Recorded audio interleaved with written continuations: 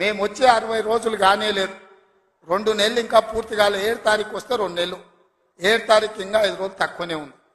అప్పుడే 6 గ్యారెంటీలు అమలు చేయలేదంటాడు సన్నాసుడు. ఆయనతోని శాత కాదు ఎట్లా చేయడంటాడు. పిల్లి శాపనార్థాలకు ఉట్టి దిగుపడుతుందా?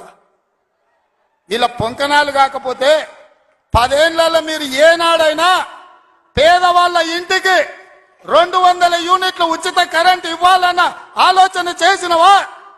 పేదవాడు ఆత్మగౌరవంతో బ్రతకాలి అంటే ఇందిరమ్మ ఇండ్లు ఇవ్వాలన్న ఆలోచన ఏనాడైనా చేసినవా? ఆరోగ్యశ్రీ పథకాన్ని నిర్వీర్యం చేసినావు. 10 లక్షల రూపాయలు వాళ్ళకి ఇన్సూరెన్స్ ఇవ్వాలన్న ఆలోచన ఏనాడైనా చేసినవా?